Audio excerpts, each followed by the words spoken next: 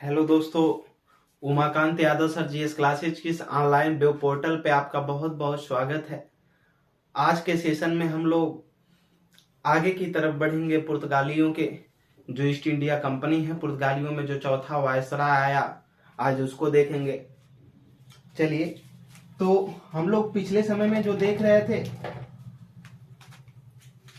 चौथा जो वायसराय आया उसका नाम था, लिखेंगे चतुर्थ पुर्तगाली वायसराय।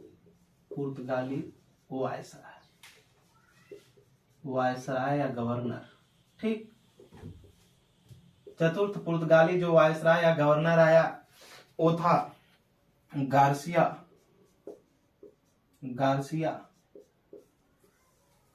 दी नोरोन्हा। ठीक, गार्सिया दी नोरोन्हा, जिसका समय था 1538। कुन्हा के मरने के बाद ही आया। ठीक, 1538 में, 1538 ईस्वी। ठीक, 1538 ईस्वी के बाद आया और इसी के समय में आगे चलने के बाद अकबर का शासन होगा भारत में। ठीक, इस समय अभी हुमायूं है, हुमायूं को बर्खास्त कर दिया गया है। ठीक, यानी 40 के बाद हुमायूं हट गया है पहले से ही, और 15 साल के लिए उसको निर्वासित हो जाना पड़ता है। किसके लिए? जो शेरशाह सूरी ने उसको निर्वासित किया था 15 सालों के लिए। ठीक, तो उसको हमने इतिहास में, पिछले मध्यकालीन भारत के इतिहास में ही बता दिया है। तो इस समय हुमायूं का जो काम यहाँ पर चल रहा है, हुमायूं के शासनकाल है उत्तर भारत में, और दक्षिण भारत में पुर्तगाली में गार्सिया दी नोरोन्हा, जो क्या पुर्तगाली वायसराय बन करके आया है, चतुर्थ। ठीक, ये पुर्तगाली हमने बताया था जो सीमा थी भारत की, ये अब इधर गोवा में कब्जा कर लिए थे, ऊपर इधर गुजरात बचा था। ठीक, गुजरात में जो हिस्सा हुआ करता था यहाँ के राजा बहादुर शाह को, जो बहादुर शाह हुआ करता था राजा, हमने बताया था कि जो नूनहोडी कुन्हा था उसने बहादुर शाह को नाव पे हत्या कर दिया, यानी जहाज पे ही इसको मार करके गुजरात पर कब्जा करने की पूरी कोशिश किया था, लेकिन उसके तटीय क्षेत्रों को ही बस पा पाया था। गुजरात नीचे गोवा के बाद फिर गुजरात से ही सटा हुआ है, यहाँ पर महाराष्ट्र अभी बचा हुआ है, फिर कर्नाटक, फिर नीचे कोचीन केरल के तटों पर क्या कर लिए हैं पुर्तगाली, इधर अधिकार कर लिए। उधर मलक्का की जल संधि तक अधिकार है इनका, यानी इधर की तरफ। ठीक, इंडोनेशिया की तरफ। अब कर्नाटक, महाराष्ट्र इन क्षेत्रों पर अपना अधिकार जमाना चाहते हैं। कर्नाटक इधर जो हम्पी वाला क्षेत्र है, इधर विजयनगर साम्राज्य कृष्णदेवराय प्रतापी शासक। ऊपर महाराष्ट्र है, उन क्षेत्रों पे भी मराठा है। ठीक, तो कब्जा कर पाना मुश्किल है। तो अब गुजरात के बाद दमन दीव पर भी अभी पूरी तरीके से इनका कब्जा नहीं है पुर्तगालियों को। तो ये दमन दीव को, गुजरात को, महाराष्ट्र को पाना चाहेंगे। कौन? यही पुर्तगाली सब। इधर विजयनगर साम्राज्य की तरफ नहीं जाना चाहते थे, क्योंकि एक बार ये लड़ चुके हैं। फादर लुई को जब इन्होंने भेजा था अल्बुकर्क दरबार में, किसके लिए? फैक्ट्री लगाने के लिए।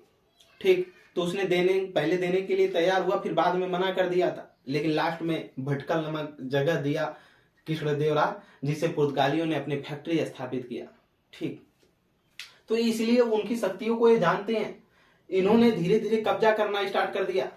लिखेंगे आगे इसमें क्या किया, स्टार बना करके 1539 में, 1539 में ईस्वी में, 1539 ईस्वी में इसने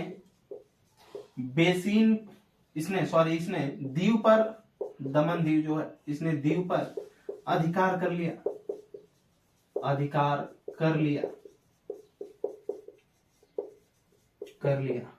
और इसने ही क्या किया, गार्सिया दे नोरोन्हा, जो पिछले समय से कार्टेज, हमने बताया था क्या हुआ करता था, कार्टेज एक परमिशन हुआ करता था। ठीक, कार्टेज एक परमिशन हुआ करता था, ठीक, परमिशन हुआ करता था, परमिशन, जिसके बदले क्या दिया जाना होता था, शुल्क। किसको? पुर्तगालियों को। ठीक, उस व्यवस्था को जारी रखा। ठीक, आर्मेडा काफिला व्यवस्था, जो ये आर्मेडा सिस्टम था यानी सुरक्षा व्यवस्था, इसको भी इसने क्या किया, जारी रखा। ठीक, सागरों में जो चला करती थी सुरक्षा व्यवस्था, एक घेरा बनाए हुए थे, यानी ये भारत अगर है तो इधर का जो हिस्सा था इनका अरब सागर का, ये वाला हिस्सा अरब सागर का, इधर इन लोगों ने घेरा डाल दिया। ठीक, इधर के क्षेत्रों पे कि अब इधर कोई भी अगर व्यापार करने, चाहे इधर भारत से आता है चाहे इधर बाहर से, इसमें कोई भी अगर आता है प्रवेश करता है तो उसको पहले कार्टेज लेना होगा, परमिशन, उसका शुल्क, फिर इसके बाद काफिला व्यवस्था, सुरक्षा व्यवस्था अलग से उसका शुल्क, फिर अलग से जो माल खरीदेगा उसका शुल्क। हमने कल के पिछले सेशन में बता दिया है कि क्या क्या चीजें क्यों आवश्यक थी, क्यों हिस्सा लेना, क्यों डराए थे, वो सारी चीजों को जिक्र कर दिया है मैंने। आज आगे की तरफ हम देखेंगे इसमें। इसी के समय में जब इसके समय बीता तो कुछ समय के बाद 1572-76 में गुजरात में अभियान के दौरान 1572 के बाद अकबर आता है। ठीक, और फिर गुजरात का पुनः अभियान करने के लिए अकबर फिर एक बार पुनः 1576 में आता है, और उसी समय वो पुर्तगालियों से मिलता भी है। कहां पर, गुजरात में। ठीक, और उसने भी अकबर तक कार्टज, आर्मेडा, काफिला व्यवस्था ये लेने के लिए स्वीकार कर लिया पुर्तगालियों से। ठीक, उस समय सोचिए इतना शक्तिशाली था अकबर, फिर भी उसने पुर्तगालियों की इन बातों को माना, और उसके जो भी जहाज या जो भी बिजनेस हुआ करते थे इन तटों से, ठीक, उसने स्वीकार कर लिया इस चीजों को। इसके बाद इसी के समय में 1596 में डच भारत आ गए। इसके बाद लिखेंगे स्टार बना करके 1596 ईस्वी में डच भारत आ गए। 1596 ईस्वी में डच भारत आ गए। डच भारत आ गए। नीदरलैंड और हॉलैंड के लोग जो हैं ये डच कहलाते हैं। अब इन्हीं के बाद हमको पढ़ना है, पुर्तगाली के बाद Dutch east India Company Bharat आएगी। पुर्तगाली ईस्ट इंडिया कंपनी थी।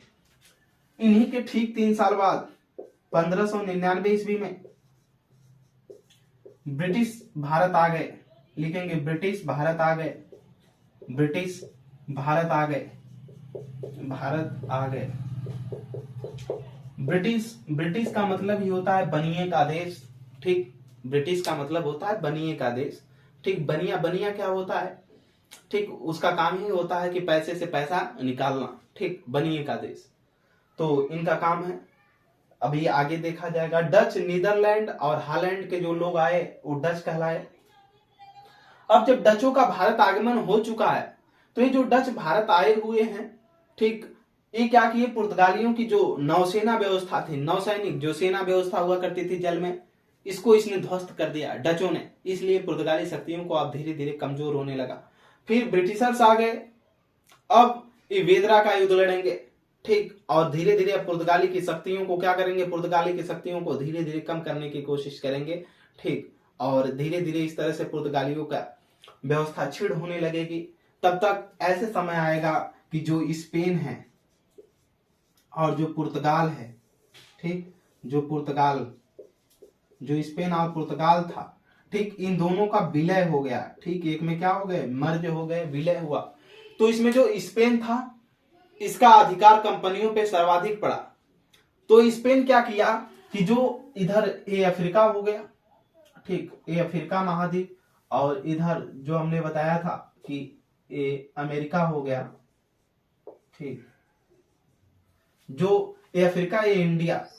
अब ये जो पुर्तगाल हुआ करता था इन क्षेत्रों से इधर उत्तरी अमेरिका की तरफ, ब्राजील की तरफ, ठीक, ब्राजील की तरफ इनका फोकस बढ़ने लगा। पुर्तगाल और लिस्बन जब एक बार स्पेन एक में जब इनका विलय हुआ तो स्पेन का जो है कंपनियों पर सर्वाधिक अधिकार हो गया।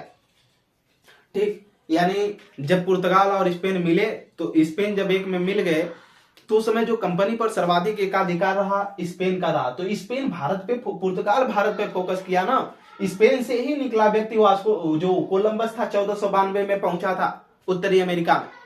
ठीक, तो ये उधर की तरफ फोकस करने लगा, और ये जब उधर की तरफ फोकस करने लगा तो ब्राजील की तरफ फोकस होने के वजह से एक कमजोरी का, भारत में कमजोर होने का पुर्तगालियों का एक ये भी मतलब रहा कि एक कारण ये भी रहा कि भारत में धीरे धीरे एक कमजोर होने लगे। एक तो डचों से आगमन से, इनकी नौसेना परास्त होने की वजह से, और डचों ने फिर धीरे धीरे इनसे युद्ध करके, किनसे, पुर्तगालियों से युद्ध करके इनकी जगहों पर जहां पर एक कब्जा किए हुए हैं वहां भी कब्जा करने की कोशिश करेंगे। और जो डच आएंगे वो इधर पूर्वी तटों पर जहां जहां ये लोग नहीं पहुंचे हैं, कौन, पुर्तगाली लोग, वहां पहुंचेंगे। फिर ये ब्रिटिशर्स आएंगे तो पुर्तगालियों से भी लड़ेंगे और डचों को भी परास्त करेंगे, उनसे लड़ेंगे। बीच में फ्रांसीसी और स्वीडिश दो कंपनियां आएंगे, ठीक, उनको भी ब्रिटिशर्स पराजित करके फिर एकाधिकार पे रह करके शासन करेंगे। लेकिन जो पुर्तगाली गोवा में बसे हुए हैं वो बहुत लंबे समय तक रहेंगे और आजादी के बाद तक भी 1961 तक वो शासन करते रहेंगे। ठीक, शासन 1961 के बाद सेना के ऑपरेशन के द्वारा यहाँ से हटेंगे। ठीक, तो आगे की तरफ हम देखेंगे। इसमें एक चीज दोनों लाइनें नोट कर लीजिएगा। 1596 ईस्वी में डच भारत आ गए और 1599 में ब्रिटिश भारत आ गए। ठीक, आगे लिखेंगे, चलिए।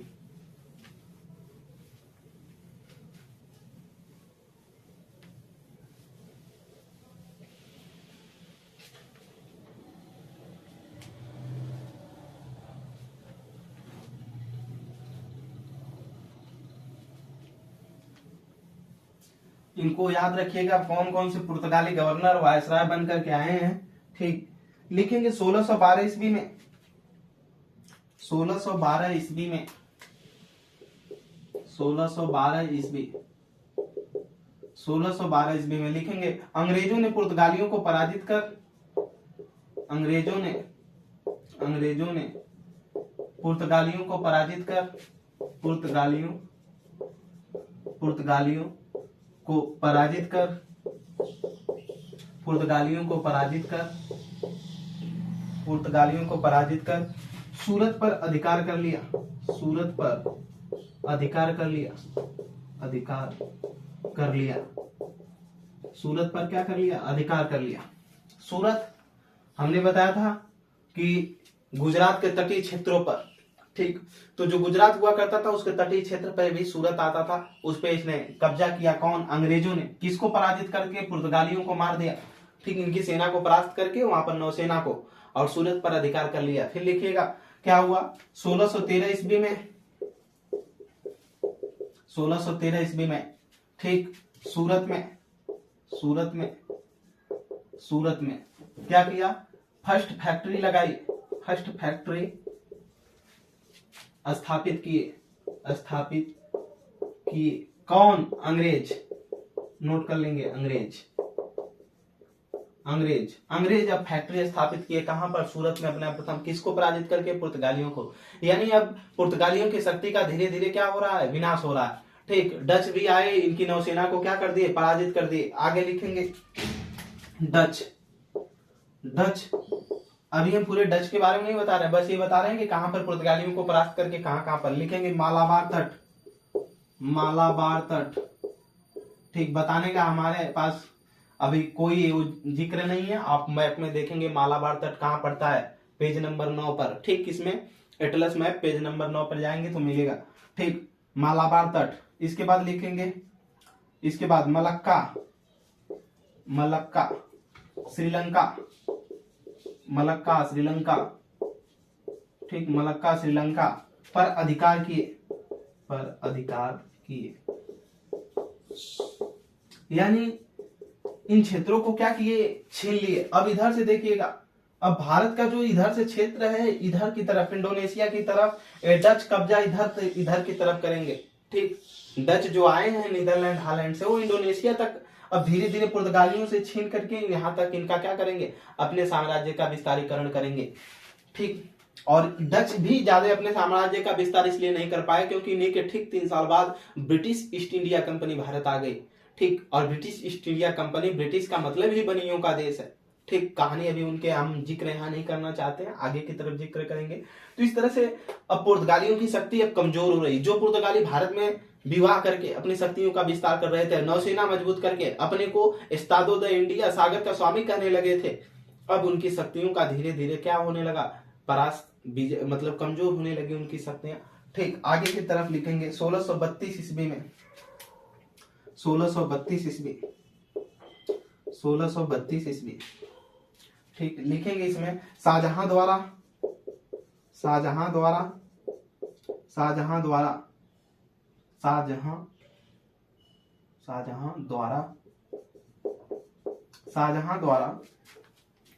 पुर्तगालियों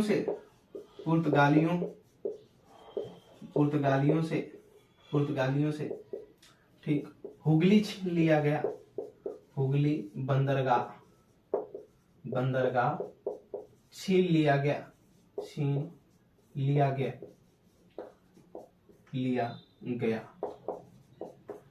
ठीक, हुगली बंदरगाह छीन लिया गया। इसमें जो अंग्रेज थे उनका कार्य था, ठीक, वो शाहजहां से मिले और शाहजहां के द्वारा ठीक मतलब बहुत कुछ लालच देने के बावजूद शाहजहां के द्वारा उसे छीनवा लिया गया पुर्तगालियों से, क्योंकि पुर्तगाल के लोग आगे बढ़ रहे थे। ये चीज ब्रिटेन को नहीं देखा जा रहा था। ठीक, तो अभी हम आएंगे उसमें जब ब्रिटिश ईस्ट इंडिया कंपनी में, तो बताएंगे यहाँ पर कहानी क्या थी। ठीक, आगे की तरफ नोट करेंगे। इसमें 1632 हो गया, आगे लिखेंगे 1639 ईस्वी। 1639 ईस्वी लिखेंगे। मराठाओं जो महाराष्ट्र के क्षेत्रों में थे, मराठाओं ने छीना। क्या क्या छीन लिया था पुर्तगालियों से? किससे? पुर्तगालियों से छीन रहे हैं, इसके बात को ध्यान रखिएगा। क्या क्या? सालसेट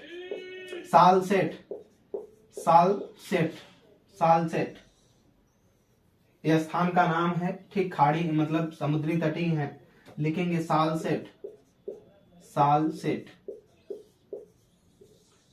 छीन लिया। इसके बाद बेसिन। ठीक, बेसिन ये जो तट थे, इनको समुद्री तटों को क्या किया? मराठाओं ने छीना। किन से? पुर्तगालियों से छीन लिया। आगे की तरफ लिखेंगे स्टार बना करके। हुआ क्या? कहीं कहीं 1661 देता है, कहीं कहीं 1662 देता है। ठीक, 62 ईस्वी। पुर्तगाली राजकुमारी थी, पुर्तगाली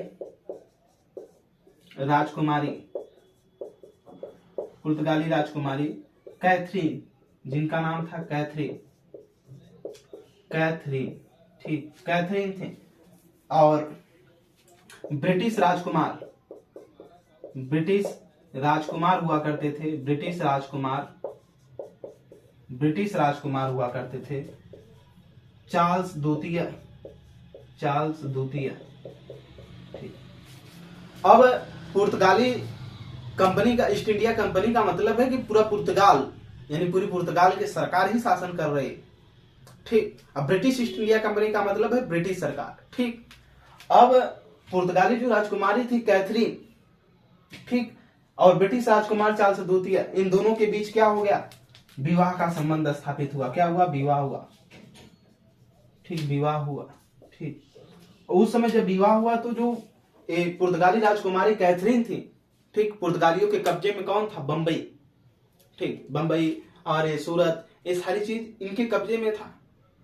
पुर्तगालियों को सूरत अब अंग्रेजों ने जीत लिया, लेकिन 1661-62 के समय में जो कैथरीन थी राजकुमारी, अब पुर्तगालियों के कब्जे में उस समय बंबई था। तो पुर्तगालियों ने क्या किया? बंबई को उठा करके चार्ल्स द्वितीय को, जो ब्रिटिश राजकुमार चार्ल्स द्वितीय था, जब कैथरीन की शादी हुई तो पुर्तगालियों ने चार्ल्स द्वितीय को, ब्रिटिश राजकुमार को क्या कर दिया? दहेज दे दिया। आप सोच लीजिए कि आपका घर है, आपका गांव, ये आपका गांव है, और आपके गांव में कोई बाहरी व्यक्ति आकर के बसा हुआ है। ठीक, इसमें कई हिस्से बने हुए हैं। ठीक, गांव के कई टुकड़े बचे हुए बने हुए। अब कोई इधर के ही दूसरे हिस्से में, इनके दूसरे हिस्से से कोई व्यक्ति शादी कर रहा है इनकी राजकुमारी से, और ये क्या किए कि यहाँ की अब जमीन उठा करके उसको दे दे रहे हैं, यानी आपके गांव से उठा करके उसको जमीन पूरे दान में, दहेज में दे दे रहे हैं उठा कर। इतना इनका अधिकार हो गया था पुर्तगालियों का कि इसने अपने यहाँ की राजकुमारी का जब विवाह दूसरे के राजकुमार से हुआ, दूसरे देश के राजकुमार से, तो उसने भारत का हिस्सा, भारत की जमीन को उठा करके इसने दहेज में दे दिया। बंबई को इसने दहेज में दे दिया। बस इसने क्या किया? ब्रिटिश राजकुमार ज्यादा समय तक वहां पर न रहने के कारण, भारत में न रह जाने के कारण, इसने, एक तो ये आते थे ठंडे प्रदेश से, भारत में थी गर्मी, इसकी वजह से ज्यादातर रुकने का प्रयास भारत में नहीं करते थे। ठीक, चार्ल्स द्वितीय ने क्या किया? जो ब्रिटिश ईस्ट इंडिया कंपनी थी, जो भारत में व्यवहार कर रही थी, उसको इसने 10 पाउंड पर प्रति वार्षिक, पूछा जाता है कभी कभी, तो याद रखिएगा 10 पाउंड प्रति वर्ष। 10 पाउंड मुद्रा है कहाँ की? ब्रिटेन की। ठीक, प्रति ईयर्स 10 पाउंड कहा कि आप देते रहिए हर साल हमको और आप ले जाइए। ब्रिटिश ईस्ट इंडिया कंपनी को इसने क्या किया था, 10 पाउंड प्रति ईयर्स पे चार्ल्स द्वितीय ने दे दिया, बेच दिया। ठीक, दहेज में पाई हुई संपत्ति को भारत में ही बेच करके वो फिर पुनः वापस चला गया। ठीक, ब्रिटेन। अब विवाह हो गया, क्या करेगा, रह करके भारत में जमीन लेकर के चाटेगा। आगे की तरफ देखेंगे हम लोग, इस प्रकार से पुर्तगालियों का धीरे धीरे कमजोर होना हो गया। ठीक, पुर्तगाली धीरे धीरे क्या हो गए, इनकी शक्तियां कमजोर हो गई और सब जो डच आए वो हावी हुए, फिर इसके बाद ब्रिटिश लोग हावी हो गए। ठीक, तो अभी पुर्तगाली पूरी तरीके से इनकी समाप्ति तो नहीं हुई है, लेकिन अब इनकी शक्तियां पूरी तरीके से क्या हो गई, भारत में कमजोर हो चुकी हैं। ठीक, अभी तो पुर्तगाली आजादी के बाद तक रहेंगे। तो अब थोड़ा सा लिखेंगे, जो पुर्तगाली आए इनकी भारत की देन क्या है, भारत में इन्होंने दिया क्या है, इनका प्रभाव क्या पड़ा है भारत में। ठीक, एक किस प्रकार से हमारे संस्कृतियों को क्या क्या किए, क्या पहुंचाए हैं, क्या नुकसान, क्या फायदा हुआ, मेंस की दृष्टि से भी देखेंगे हम लोग। ठीक, लिखेंगे, हेडिंग बनाएंगे पहले, लिखेंगे भारत में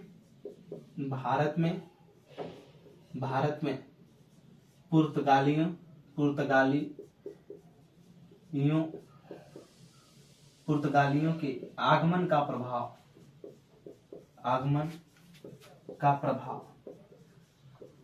यानी जो भारत में आए और व्यापार किए, उसका प्रभाव भारत पर क्या पड़ा।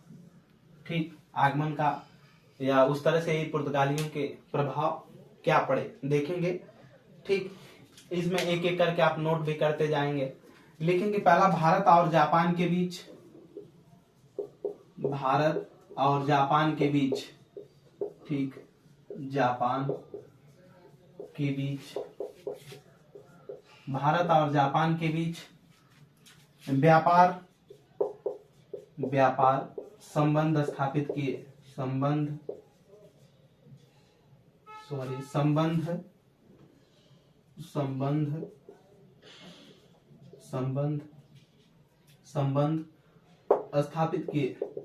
स्थापित किए। जापान से भी उसी समय से व्यापार होना स्टार्ट हो गया। ठीक, आगे की तरफ नोट करेंगे। दूसरा, पुर्तगालियों का प्रभाव क्या पड़ा, जहाज निर्माण।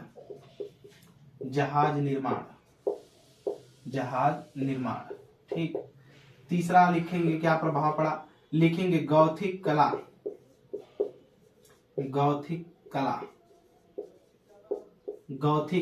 ठीक, गौथिक कला की शुरुआत, गौथिक कला की क्या हुई, शुरुआत हो गई। ठीक, एक गौथिक कला क्या थी, कोष्टक में लिख लेंगे, चर्च बनाने की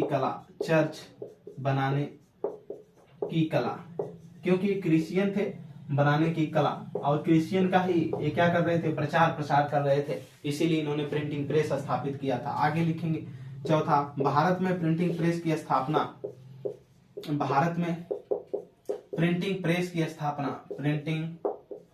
प्रेस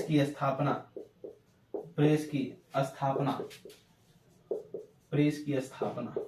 ठीक, आगे लिखेंगे पांचवा, ठीक, लिखेंगे गोवा में 1556 ईस्वी में पहली प्रिंटिंग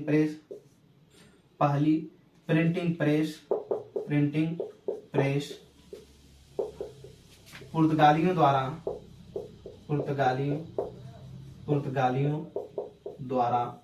स्थापित किया गया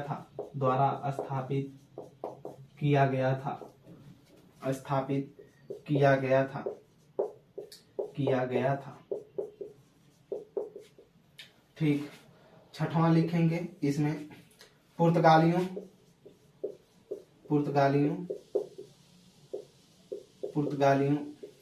ने अपने धर्म का प्रचार प्रसार किए। ठीक, आगे लिखेंगे सातवां, 1540 ईस्वी में ही गोवा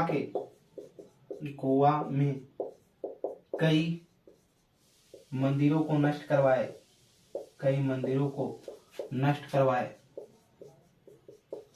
करवाए। ठीक, इस तरह से लिख सकते हैं। ये धार्मिक अहिष्णुता, ठीक, धार्मिक अहिष्णुता और भी कई तरीके के भारत की संस्कृतियों को इसने क्या किया, इसने बदलाव करने की कोशिश की। ठीक, भारतीय महिलाओं के साथ ठीक वैवाहिक जो संबंध बनाने की कोशिश किए। कौन? ये जो पुर्तगाली थे। इस तरीके से कई प्रभाव इन्होंने छोड़ा। ठीक, ये रहे पुर्तगालियों के आगमन का प्रभाव, यानी भारत में प्रभाव क्या छोड़े, इसको हम लोगों ने देखा। अब आगे की तरफ लिखेंगे हम। ठीक, पुर्तगालियों द्वारा भारत में लाई गई वस्तुएं कभी कभी पूछ लिया जाता है, हिंदियों में भी पूछते हैं लोग। हिंदी जो होती है, हिंदी में भी पूछ लिया जाता है कि जो पुर्तगाली हैं, ठीक, इनके द्वारा क्या क्या मिला है हमको। कभी कभी हिंदी में भी पूछ लिया जाता है, क्योंकि पुर्तगाली भाषा है। जब भाषाओं का अध्ययन में हम आते हैं तो उसमें पूछा जाता है। ठीक, चलिए, तो पुर्तगालियों के द्वारा लिखेंगे। पुर्तगालियों के द्वारा भारत में लाई गई वस्तुएं, भारत में लाई गई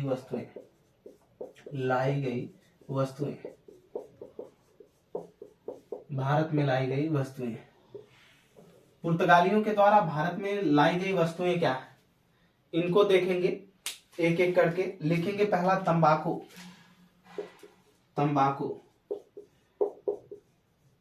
ठीक, तंबाकू। अब तंबाकू में कई प्रकार के तंबाकू आते हैं, मत पूछिएगा कौन सी। तंबाकू की खेती इन्होंने ही स्टार्ट करना सिखाया था। कौन? पुर्तगालियों ने। आगे दूसरा लिखेंगे मूंगफली की खेती भी पुर्तगालियों ने ही सिखाया था। तीसरा लिखेंगे आलू। ठीक, ये पुर्तगालियों की ही देन है। ये कई बार हिंदी में भी पूछा जा चुका है। आलू, हिंदी जब पेपर होते हैं हिंदी के, उसमें भी पूछा जाता है। आलू के बाद लिखेंगे अनानास। ठीक, अनानास। ठीक, अनानास लिखेंगे, अनानास। ठीक, अनानास। फिर पांचवा लिखेंगे लाल मिर्च। फिर छठवां लिखेंगे टमाटर की खेती। इन्हीं की देन है, किसकी? पुर्तगालियों को। सातवां लिखेंगे पपीता। पुर्तगालियों की ही देन है पपीता वगैरह। ठीक, आगे की तरफ लिखेंगे इसके बाद अमरूद। आठवां अमरूद। नौवां लिखेंगे संतरा। ठीक, तंबाकू, मूंगफली, आलू, अनानास, लाल मिर्च, टमाटर की खेती, पपीता, अमरूद और संतरा, ये पुर्तगालियों के द्वारा भारत में लाई गई वस्तुएं थी। आगे लिख लेंगे ईटीसी। मेंस की दृष्टि से कभी कभी पूछा जाता है भारत में पुर्तगालियों की शक्तियों का कमजोर होना क्या कारण था। ठीक, मेंस की दृष्टि में कई प्रकार से परीक्षाओं में पूछ लिए जाते हैं। तो आइए, या कभी कभी वनडे में भी दे सकता है कि इसमें से कौन सा विकल्प ऐसा है, मतलब या कौन सा सही है पुर्तगालियों के विनाश में या पुर्तगालियों के पतन का क्या कारण हो सकता है। तो देखेंगे भारत में पुर्तगालियों के, ठीक, लिखेंगे हेडिंग बना करके फिर से, पुर्तगालियों के पतन का कारण। भारत में पुर्तगालियों के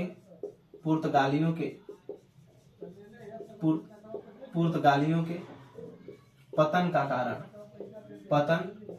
कारण। पुर्तगालियों के पतन का क्या कारण? ठीक, पुर्तगालियों के पतन का कारण। ठीक, आइए देखते हैं एक एक करके। पहला तो इसमें इनका पहले वही चीज आ जाती है कि दोषपूर्ण व्यापार। ठीक, पहले लिखेंगे पहला दोषपूर्ण व्यापार नीति।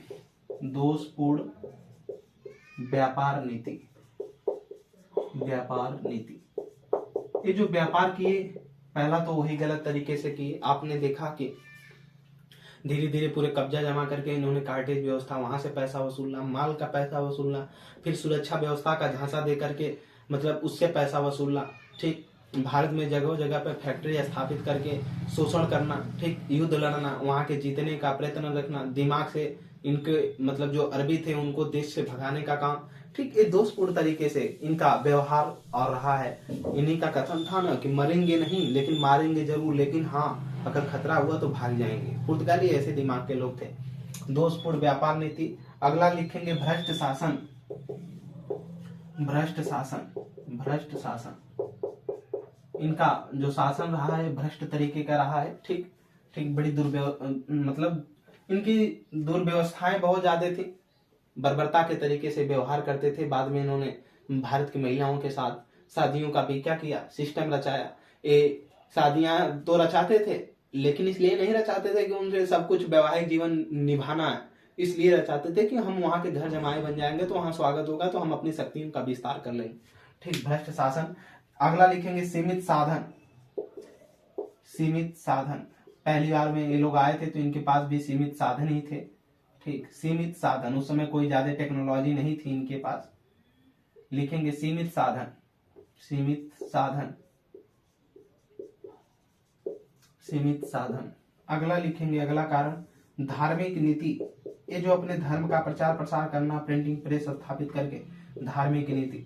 इन्होंने जब देखा कि अब वैवाहिक संबंध से कुछ नहीं हो सकता तो अपने धर्म से सोचा कि अपने धर्मों को लोगों को अपना बनाए, अपने धर्म में सभी लोगों को शामिल करें। इस तरह से अगर हमारे धर्म के लोग कई घरों में भी हो जाएंगे तो क्या करेंगे, ज्यादातर हमारे धर्म के जब लोग होंगे तो हमारी बातों को मानेंगे, तो इस तरह से जुड़ते जुड़ते हम यहाँ पर बहुत लंबे समय तक शासन कर सकते हैं। यही चीज ब्रिटिशर्स आगे चल करके करेंगे। हमारे धर्मों में, हमारे संस्कृतियों में उनकी हिम्मत नहीं पहले पड़ेगी। यही तो बात है कि भारत की संस्कृति ही कुछ ऐसी है कि इतने आक्रमण हुए फिर भी कोई मिटा नहीं पाया। तभी किसी ने लिखा था कि कुछ बात है कि हस्ती मिटती नहीं, हमारी सदियों रहा है दुश्मन दौरे ए जहां हमारा, ठीक, कि कुछ ऐसी बात है कि हमारी जो संस्कृति है, हमारा जो कल्चर है वो मिटता नहीं है। बहुत से आक्रमण हुए, सदियों रहा है दुश्मन दौरे जहां हमारा, ठीक। तो धार्मिक नीति इनकी, अंग्रेज भी यही चीज करेंगे, हमारे यहाँ की संस्कृतियों में हस्तक्षेप करेंगे। वही फिर नियम लाएंगे बना करके कि जो व्यक्ति क्रिश्चियन बन जाएगा हिंद भारत में, उसकी संपत्ति को उसके बाप से दखल नहीं किया जा सकता, क्योंकि हमारे हिंदू धर्म में कहा गया कि अगर जो व्यक्ति अपने धर्म से दूसरे धर्म को स्वीकार कर लेता है तो उसका बाप के धर्मों में पहले यही था, मनु जो विधि थी उसमें यही था कि उसमें उस व्यक्ति का, अगर हम हैं अपने माँ बाप के हिस्से में, हम अगर दूसरा धर्म स्वीकार कर लेते हैं तो हमारे जो अधिकार होगा, हमारे माँ बाप की संपत्ति में हमारा अधिकार समाप्त हो जाएगा। लेकिन अंग्रेजों ने ही इसको बनाया कि नहीं, उसको भी संपत्ति दी जाएगी, हम लोग दिलवाएंगे। उसने एक कानून बनाया था, अंग्रेजों ने। आएंगे तो उसमें हम लोग देखेंगे। तो ये धार्मिक नीति भी रही है इनकी। आगे लिख रहे पांचवा, इसमें मुगलों का उत्कर्ष। मुगलों का उत्कर्ष, मुगलों का उत्कर्ष, ठीक, उत्कर्ष। मुगलों का उत्कर्ष का मतलब है जहांगीर जैसे लोग आए, फिर थोड़ा सा, फिर लास्ट में देखेंगे जहांगीर के बाद धीरे धीरे अकबर आया, और अकबर के बाद शाहजहां वगैरह थोड़े भ्रष्ट शासन में थे, लेकिन कहीं न कहीं उनका भी कुछ दबाव रहा, तो इस शक्तियों का पतन का कारण माना जाता है। फिर छठवां, मराठाओं का उत्कर्ष। मराठाओं का उत्कर्ष, उत्कर्ष का मतलब यहाँ उदय से है, ठीक। आगे लिखेंगे अगला, डचों एवं ब्रिटिशर्स का भारत आगमन। ब्रिटिशर्स का भारत आगमन, ठीक, भारत आगमन, ठीक। डच एवं ब्रिटिश जो भारत का आगमन आए, इनका जो आगमन हुआ भारत में, ये भी कहीं ना कहीं कारण रहा है इनके पतन का। एक चीज इसमें और लिखेगा, आठवां, ठीक, पुर्तगाल और स्पेन का विलय। स्पेन का विलय, हमने बताया जब पुर्तगाल और स्पेन का विलय हुआ तो ज्यादातर जो कंपनी थी, इन कंपनियों पर ज्यादातर अधिकार किसका हो गया, स्पेन का हो गया। तो स्पेन जो फोकस कर रहा था सर्वाधिक मात्रा में, जो ये हिस्सा था, ठीक, अमेरिका का, ये अमेरिका का हिस्सा था, ठीक, उत्तरी अमेरिका, ठीक, नॉर्थ अमेरिका, और फिर नीचे ये जो था ये, ठीक, ये साउथ अफ्रीका, अरे सॉरी साउथ अफ्रीका नहीं, ये अमेरिका ही रहेगा, साउथ अमेरिका, ठीक। फिर ये यूरोप, ठीक, यूरोप, और ये अफ्रीका, और ये इंडिया, ठीक, ये अफ्रीका हो गया, ठीक। और अब यहाँ से जो पुर्तगाल स्पेन है, इनका फोकस इधर था स्पेन का, लेकिन जो पुर्तगाल था इसका फोकस इंडिया पे था, ठीक। और स्पेन कोलंबस जो आया था 1492 में, कहीं कहीं 1494 में देता है, जो अमेरिका में आया और अमेरिका तक के रास्ते की खोज किया, तो इधर वो फोकस कर रहे हैं स्पेन वाले। तो इसलिए जब स्पेन के अधिकार में पुर्तगाल आ गया तो सारी कंपनियां इसके अधिकार में आ गई, ठीक। और जब इसमें आ गई स्पेन में, तो अब स्पेन के काम होने लगा, स्पेन की शक्तियां चलने लगी, तो इसलिए सारी कंपनियों को भारत की तरफ कम फोकस किया, इसने सारी कंपनियों को उठा करके ब्राजील की तरफ फोकस किया, यानी अमेरिका के पश्चिमी के, ठीक। तो पुर्तगाल और स्पेन का विलय भी कहीं न कहीं इनको यहाँ से भारत की तरफ से क्या करना, हटाना था। 9वां लिख लेंगे, पश्चिमी देशों के तरफ इनका उन्मुख होना, यानी पश्चिमी देशों की तरफ फोकस करने लगे। इसलिए पश्चिमी देश, भारत के पश्चिम में जो है अमेरिका वगैरह, इधर की तरफ इनका फोकस होने लगा, इसलिए भारत से पतन का कारण एक ये भी रहा है। तो हम लोगों ने आज पुर्तगालियों को यहाँ तक समाप्त किया। अब आगे हम लोग डच के बारे में पढ़ेंगे, और डच देखने के बाद हम लोग ब्रिटिश, फिर इसी समय फ्रांसीसी और डेनिश जो आते हैं उनको, और ब्रिटिश की सत्ता को आगे बढ़ाते हुए अब हम लोग धीरे धीरे आगे की तरफ बढ़ेंगे। मेहनत से पढ़ते रहिए, प्रीवियस ईयर के क्वेश्चन को करिए। कहीं कोई अगर दिक्कत परेशानी होती है आप कमेंट सेक्शन में हमको जरूर बताएं। ज्यादा से ज्यादा हमारे इस चैनल को शेयर करें, एक दूसरे तक ये जानकारी पहुंचाएं कि बेहतरीन तरीके से हिस्ट्री, संविधान और इकोनॉमिक्स, ये सब सारी चीजें पढ़ने हेतु हमारे चैनल को सब्सक्राइब करें, ठीक। क्लासों को लाइक कर दिया करिए, आपसे ये हमारी गुजारिश है। और ज्यादा तक लोगों तक, अपने जो लोग हैं, ठीक, उनके तक ये क्लासें जरूर फॉरवर्ड करें, ठीक। धन्यवाद उमाकांत यादव सर जी इस क्लासेज में जुड़ने के लिए। कोई भी दिक्कत परेशानी होती कमेंट सेक्शन में आप जरूर बताएं।